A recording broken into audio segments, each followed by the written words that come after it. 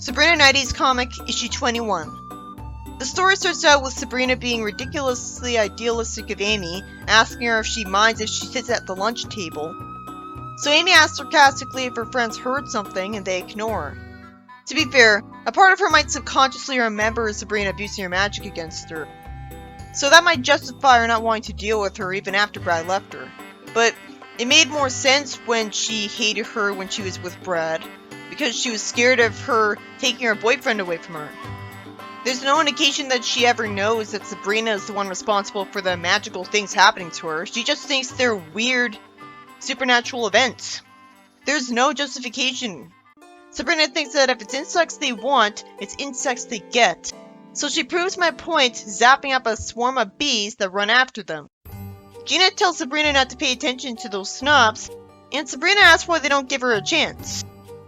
Maybe the fact that horrible things tend to happen to them when she's around makes things worse. People are still superstitious. You'd think they'd be calling her bad luck by this point, and that would be self-aware of the writing, showing that Sabrina's actions have consequences. Gina tells Sabrina that she can't make everyone like her, which gives Sabrina an idea. Why didn't you try the spell way earlier?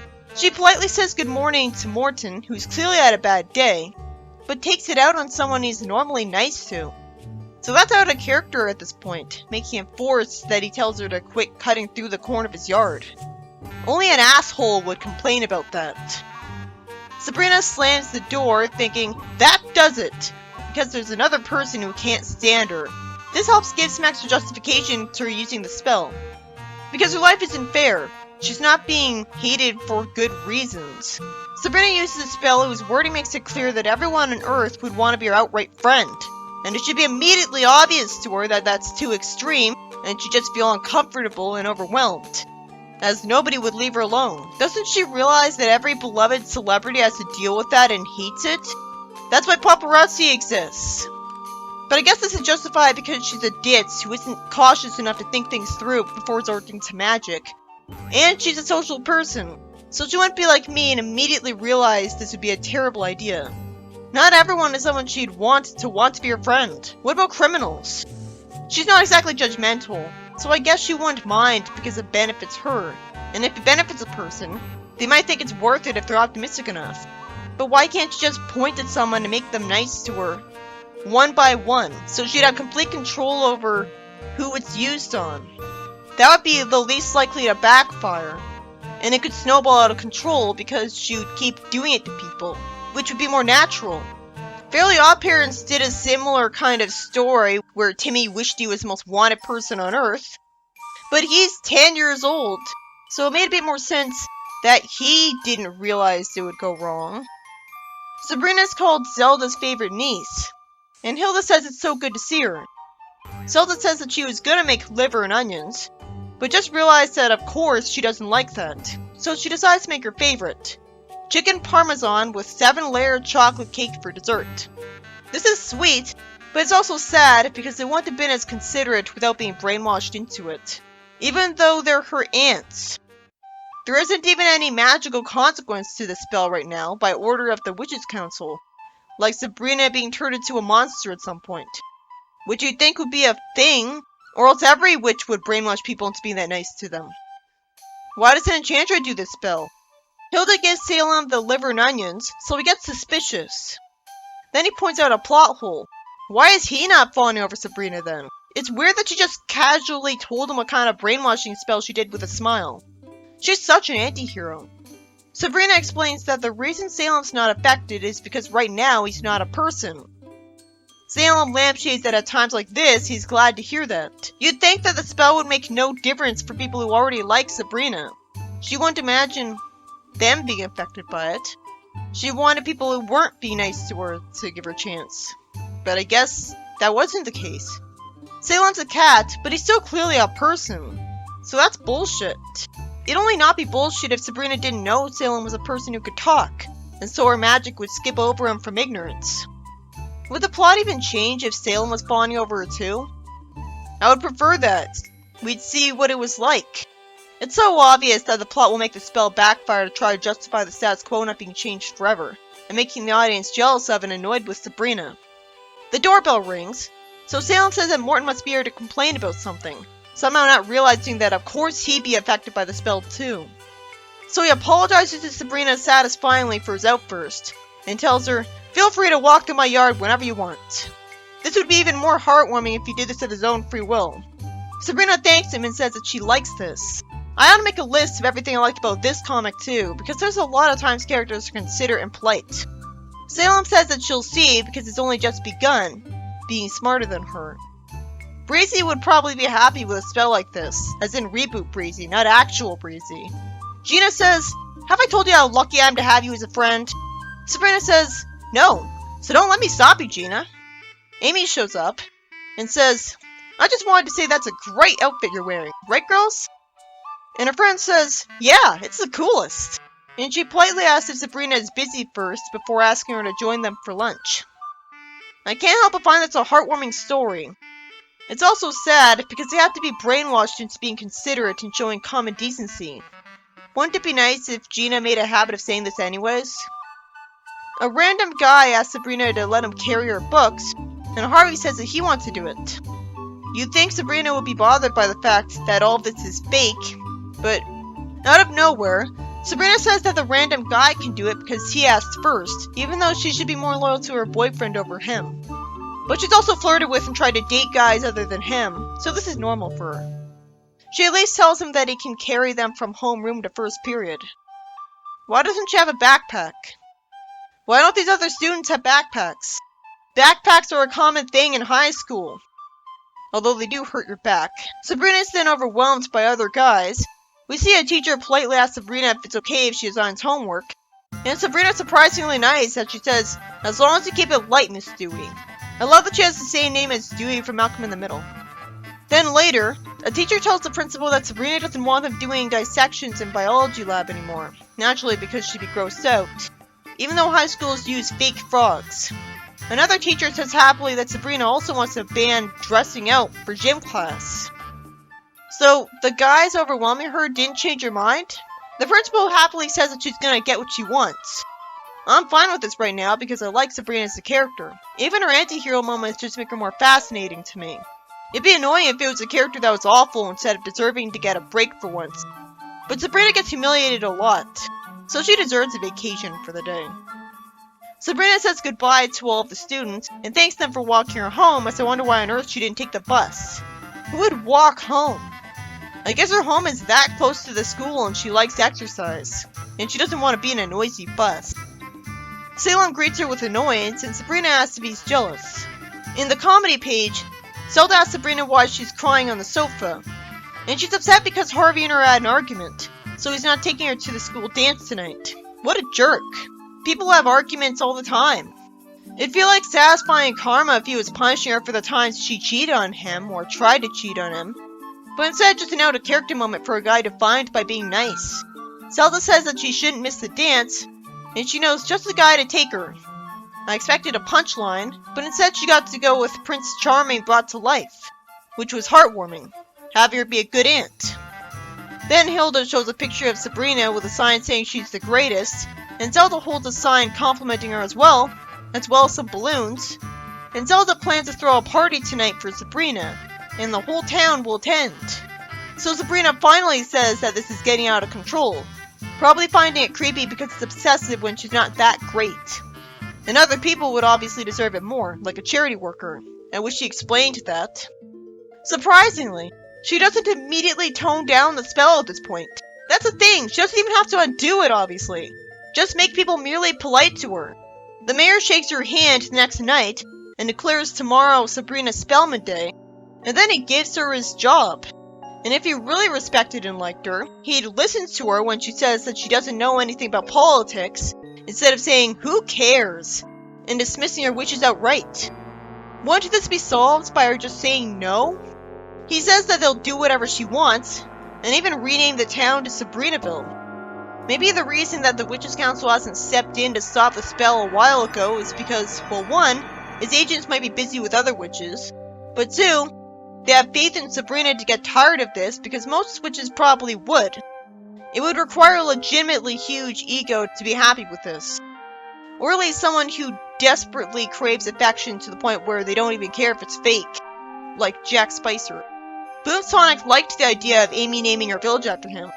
Then out of complete nowhere, it turns out that Hilda and Zelda are aware of the spell that Sabrina cast, and hid the magic book on her because they like liking her so much that they don't want her to cancel the spell. Huh? I never saw them get told that she cast that spell. And it really shows a lack of forethought on Sabrina's part that she told them that. Because they'd obviously be mad at her if they were returned to normal. I understand why her aunts did this though. Because they're enjoying this, they naturally don't want it to stop. I have a question. Why doesn't Sabrina just use magic to immediately zap up the magic book? I'm sure teleporting objects to her would be a no-brainer. Why isn't Sabrina able to just point and undo the spell immediately? Maybe we're supposed to just assume that Sabrina's aunts used magic to make teleporting the magic book to her impossible. Because as experienced witches, they would have thought of that. But apparently they didn't think ahead enough to hide the magic book in a place other than her house. So she found the book after staying up all night and tearing the house apart. What did they think would happen? So is her undoing the spell going to be delayed because bullshit when she's clearly learned her lesson, and anyone who wanted to undo the spell would have learned their lesson? She suffered enough. She says that the spell will also wipe out everyone's memories of the craziness. That would mean that the story wouldn't be needlessly mean-spirited to her by making people jerks to her when she's already learned her lesson. Harvey tells Sabrina that they're gonna run Sabrina for president. Sabrina's smart enough to say that the Constitution would have to say she's too young. Well, I doubt she knows the whole thing. Maybe she's assuming that. She says that it wouldn't be fair if Congress did whatever she said. Sabrina's asked if she has a fever because the spell did work, and Harvey was only talking about running her for class president because he already likes her that much. Still though, this was forced. I don't buy that any high schooler would say president instead of class president. Sabrina would never ask Amy and her friends if she can count on them to vote for her. Who would be that dumb? The story ends with Sabrina hugging Amy and saying that she doesn't know how happy it makes her that they don't like her. She's just feeling guilty about earlier. I couldn't help but feel like it was out of character for Amy to be so direct with her that she outright told her that she doesn't like her though. Usually she just stops at condescension, sarcasm, and white lies. Their hatred of her has always felt forced though. It's not like she's ugly, she's clearly not smart, so I don't see how she's targeted in particular and the other girls aren't, because being a witch is the only thing about her that isn't normal. And they can't know about it, or they treat her even worse. It always seemed to me like the only reason Sabrina's always mistreated by it's just main character syndrome. And again, she's not called a jinx. In the next story, it starts out with Sabrina carrying Salem, who asks what this is all about, because he thought she was taking him to an all-you-can-eat buffet, when actually, it's a tryout for a job for him, and she knew he'd never agree to come here if she told him that. Why doesn't he want a job? Sure, he's lazy, but you'd think he'd be desperate to feel productive after centuries of not getting to do anything but watch TV as a cat. Sabrina says that it seems like Captain Hook's seafood restaurant is looking for a cat to be their mascot. Considering that he just talked and she had to put her hand over his mouth, it's pretty stupid to bring Salem to try out for that job, because he'd inevitably blurt something out, and a witch would have to erase the memories covered up. Salem is much better at not talking around mortals in the show. Again, the only way it could make sense that Sabrina and Rance didn't just use a spell to make him unable to talk here, or ever around mortals as a whole, is if they can't cast that spell on him because it would alter Enchantress' spell on him that keeps him as a cat. Because him being able to talk for some reason is part of the spell against him. It's somehow at least that merciful, and I can forgive that because I like him being able to talk. He'd be really boring otherwise. Sabrina tells Salem that part of the deal is a lifetime supply of seafood, which gets Salem excited. Well, I guess he knows that he can't rely on Sabrina to just zap him up with seafood whenever he wants, considering she's not that nice to him. Salem's an idiot because he casually plans on telling everyone how delicious the food is, and Sabrina has to tell him that he can't. You'd think that he'd know better than that after centuries around mortals, or even after one day. Of course, while Sabrina's told that Salem's a natural who takes direction great, a different cat is gonna win, and Salem blurts out how furious he is about it. Remember, Sabrina's right next to two people, and somehow they don't hear him. It would have been better if they did, and Sabrina simply made them forget about it. You know what would make sense? If a witch turned into an animal could only talk by telepathy, and it could only send messages to witches. That'd be a lot more realistic of the spell. But I guess Enchantress didn't bother making a spell like that because mortals are probably the last thing on her mind, not living with them herself. Maybe most of the witches that are turned into animals don't live in the mortal realm. And she knows that witches can just erase mortals' memories anyways, so why bother? Sabrina's told that they'll get back to her, and as I expected, Salem lost. It turns out that the cat in the commercial is going to have a dubbed-in voice, and because bullshit, they assumed that no one would find Salem believable as a talking cat, but the other cat is just fine, and even looks smarter than him. It would have been better if they didn't try to explain him losing, and if the story immediately cut to Sabrina telling Salem later they didn't get the part, instead of wasting an entire page on her being told the news, with us only hearing one side of the conversation for some reason. The story actually ends there, with Salem wanting to call them and complain. So, what was the point of that? Barely anything happened, Salem was an idiot, and the plot didn't get to go anywhere. In the next story, Sabrina's glum watching a football game at high school with her Aunt Zelda, because she hates to see her school team losing the game. I wish I knew why only Zelda was here. Sabrina wishes she could help the players, and says that Hilda would say that's unethical. Oh, but you think Zelda would be fine with it? And it turns out she is fine with her using magic to win the game. She says that Sabrina can put the spell on the football instead of the players. It's so weird to see Zelda advocating Sabrina abusing her powers. Why not have Hilda do this instead? The only difference it makes is that it's making me waste time asking this question. Sabrina's talking as if all of a sudden Hilda's the one who's always against her abusing her powers, and Zelda isn't. But they've always been the same in this comic. Zelda says that Sabrina can enchant the ball to go to someone on her team every time it's thrown. But won't the players of the team notice that it was breaking physics to do that? Won't it turn around in midair and so on? So the spell would have to be on the players. There's no way around that. Harvey ends up with a sprained ankle and gets benched, and the football hits for him and smacks him on the head because Sabrina forgot to cancel the spell. Sabrina decides to secretly fill in for Harvey, hiding her face in the huddle, getting someone to ask if he's okay.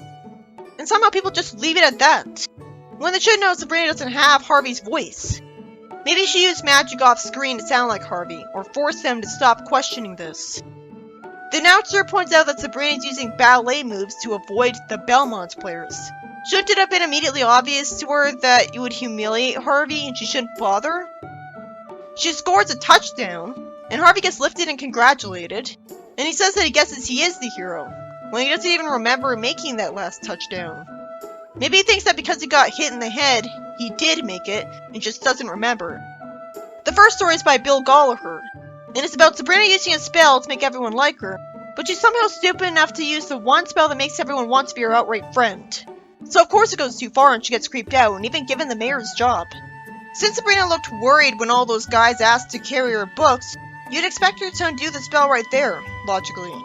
But for some reason she kept it going, even after she was told that the town would go to a party in her honor. We didn't actually have to see the party. And if her aunts really cared about hiding the magic book to keep the spell going, it was confusingly dumb of them to not outright destroy the book or teleport it somewhere she'd never find it. Why doesn't she just point to undo the spell? That's never explained. I couldn't help but find the story sweet because everyone was being so nice to Sabrina. But it was also sad because I wish they didn't need a spell to be that nice. Like Morton, for example. I couldn't blame Sabrina for wanting to use a spell like that. The second story is pretty pointless because barely anything happens in it. Salem fails to get a job as a cat food mascot and doesn't shut up. The end. It's another story that makes me wish it was explained why Sabrina doesn't simply cast a mute spell on Salem when he's around mortals, and why the humans don't react to him talking around them. The third story was about Sabrina casting a spell to make sure Harvey wins the football game, with the encouragement of Zelda for some reason. But somehow the spell backfires because she casts the wrong spell. Eventually he gets a sprained ankle, and the ball hits him on the head because it still had a spell on it when he was benched. So Sabrina, rather than healing him because that'd be too suspicious, rather than reversing time, so that he doesn't get hurt at all, instead disguises herself as Harvey to win the game. And somehow she's able to do that when she's not an experienced football player. But that's also something that should have been too suspicious. You'd think everyone would question right away why someone who's supposed to be knocked out with a sprained ankle would be part of the game, and why Sabrina would be told to not play the game as a result. Of course, brainwashing can explain that away. But you'd think she would have used magic to make herself a really good football player.